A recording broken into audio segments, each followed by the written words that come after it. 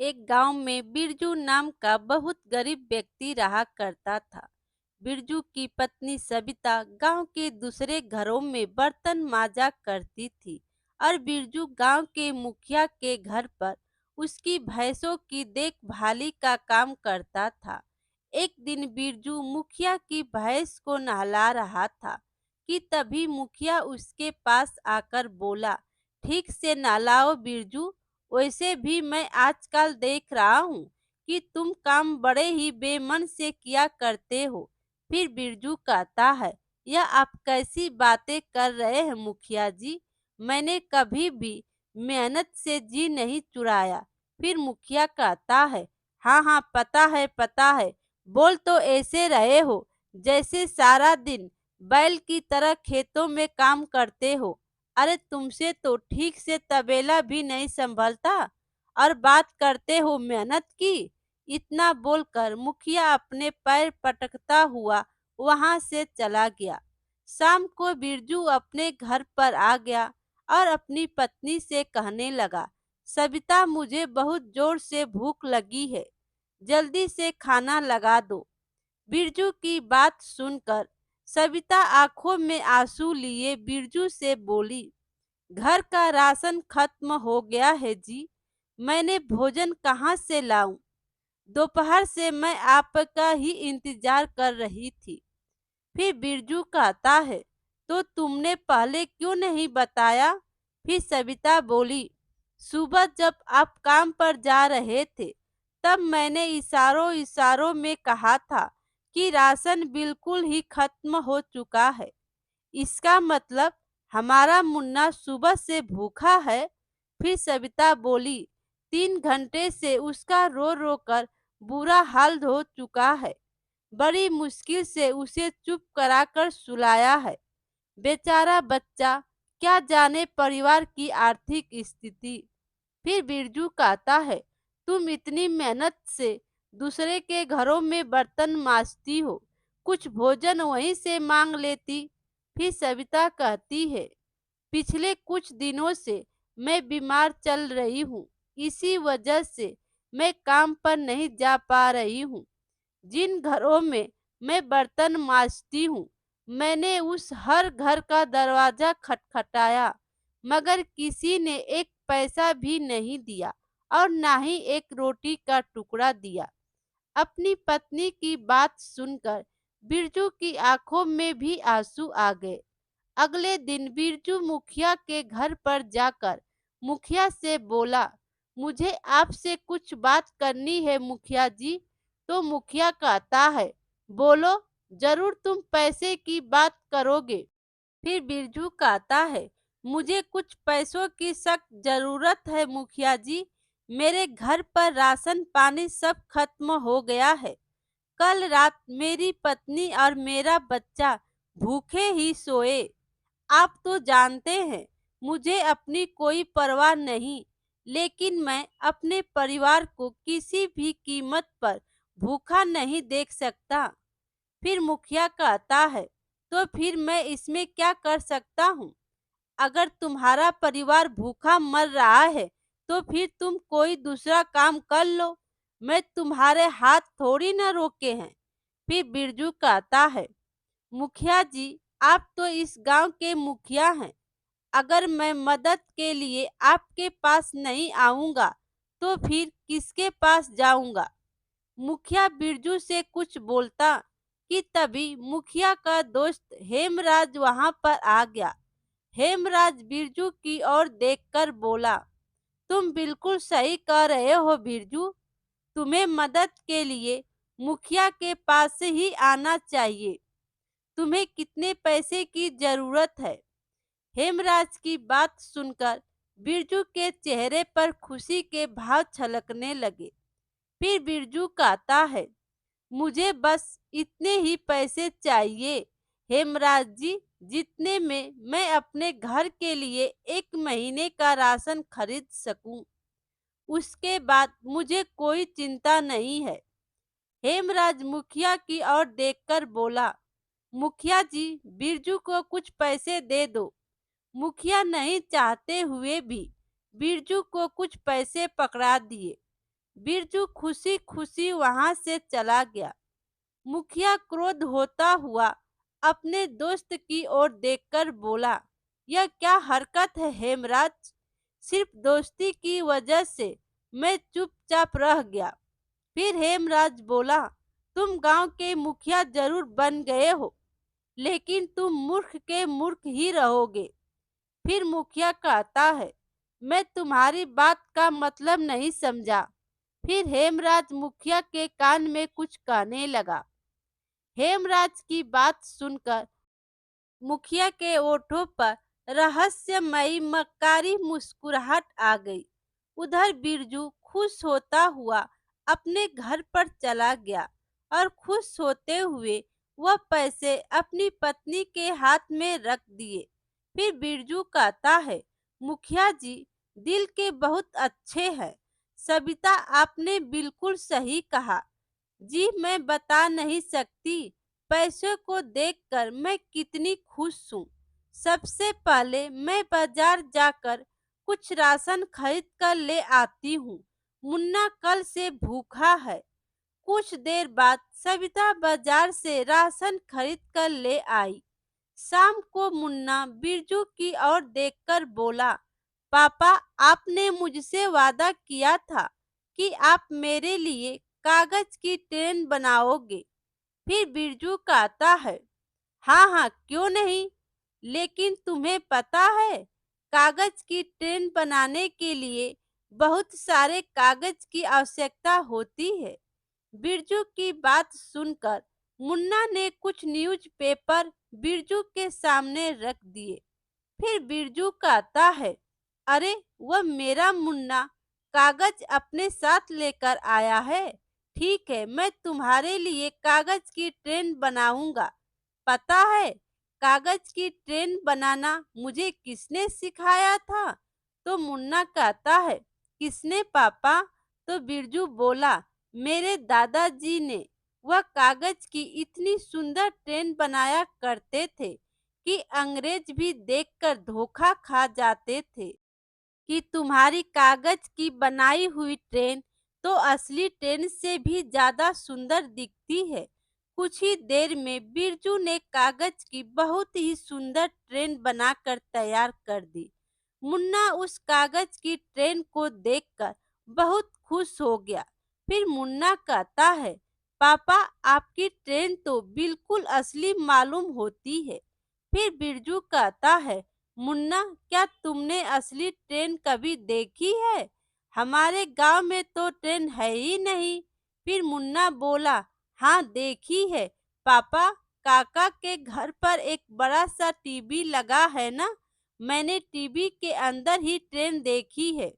इतना कहकर मुन्ना वो कागज की ट्रेन लेकर खेलने चला गया। तभी वहां पर बिरजू की पत्नी आ गई और कहने लगी, आपको तो पता है ना, सरकार की तरफ से कुछ रेलवे विभाग के कर्मचारी आए हैं। फिर बिरजू कहता है, यह तो बहुत खुशी की बात है। हमारे गांव में रेल की सेवा तो है ही नहीं। अगर गांव में रेल की पटरियां बिछ जाएगी तो गांव के रोजगार के साधन खुल जाएंगे। फिर सविता बोली, मैंने सुना है कि मुखिया जी ने उन सरकारी कर्मचारियों को डरा धमकाकर भगा दिया। फिर बिरजू कहता है, मुखिया जी तो बहुत ही अच्छे व्यक्ति, उन्होंने ऐसा क्यों किया? मैं इसके बारे में उनसे जरूर बात करूंगा।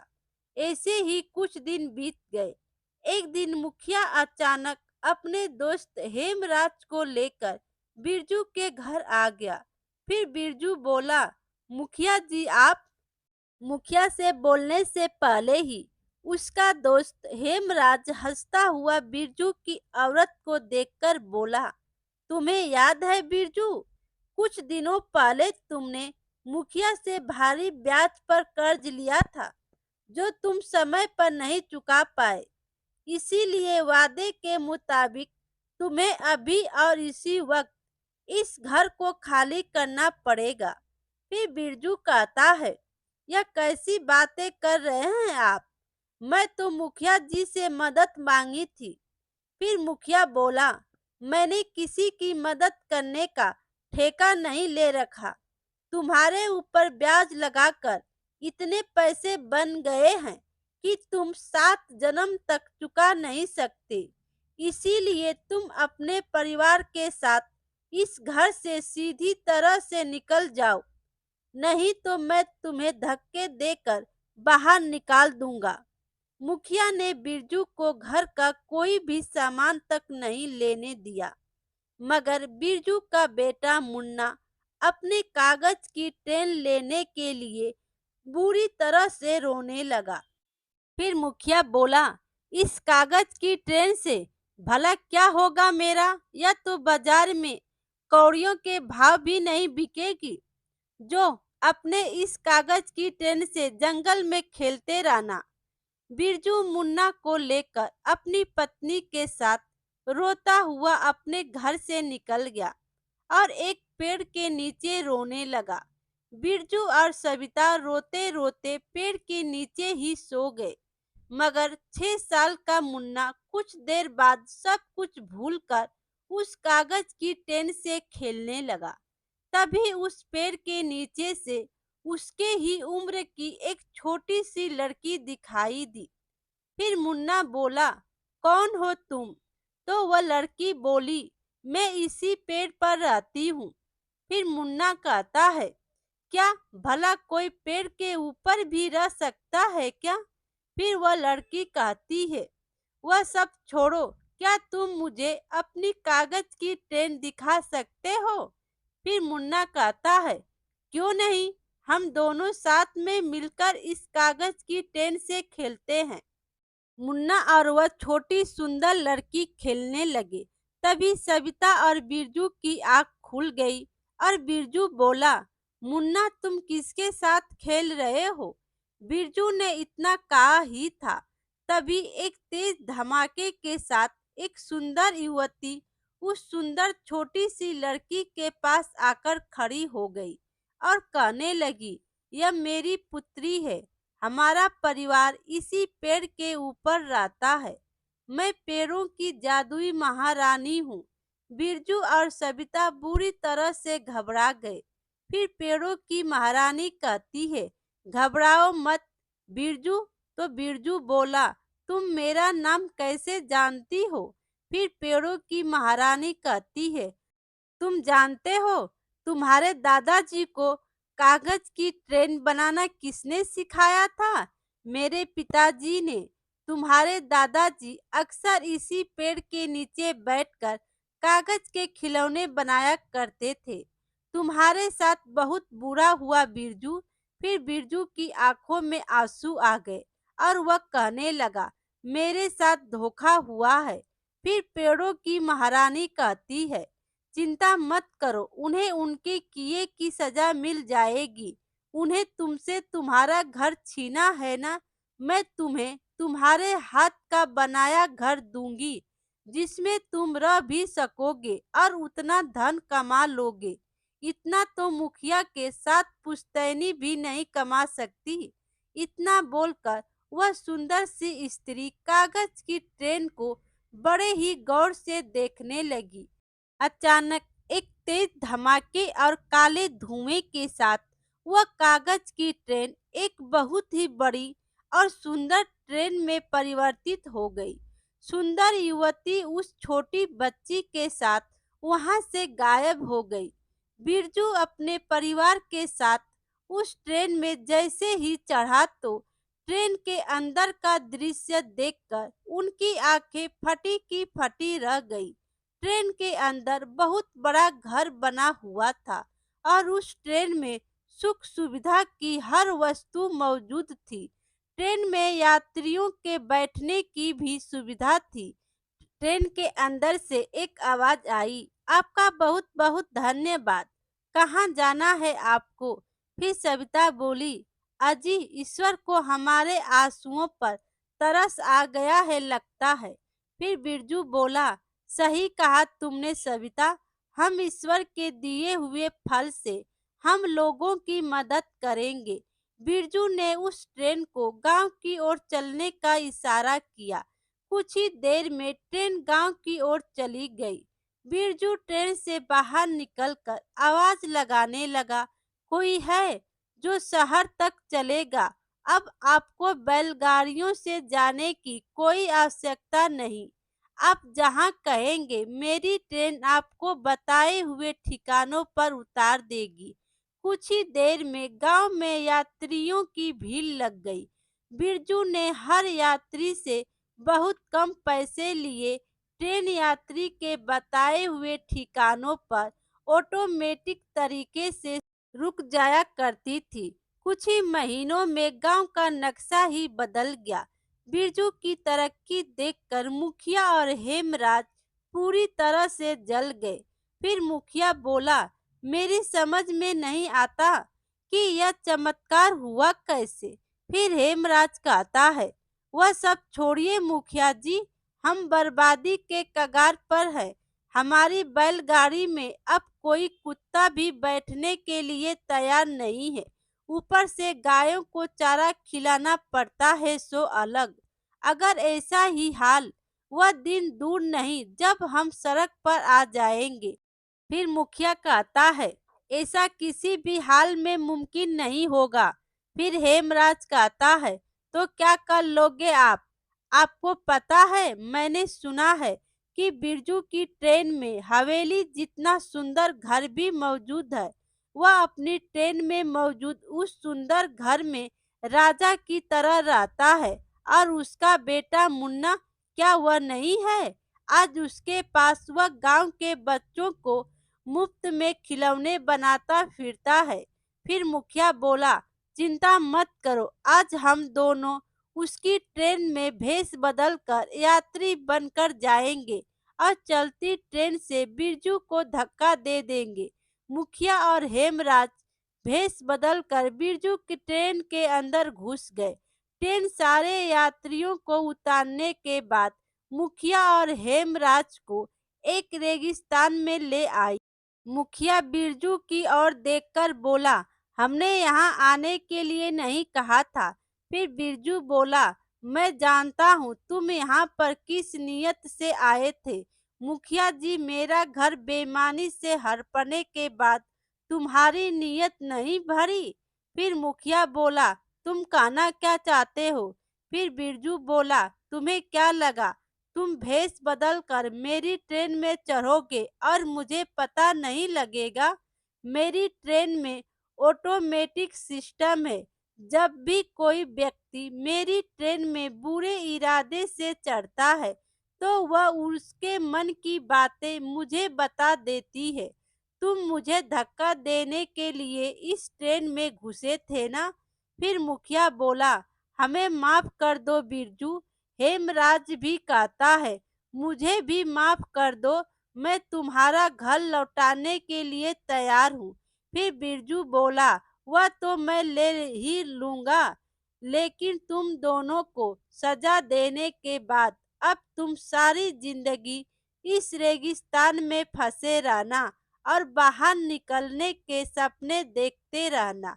कुछ ही देर में ट्रेन गांव पहुंच गई।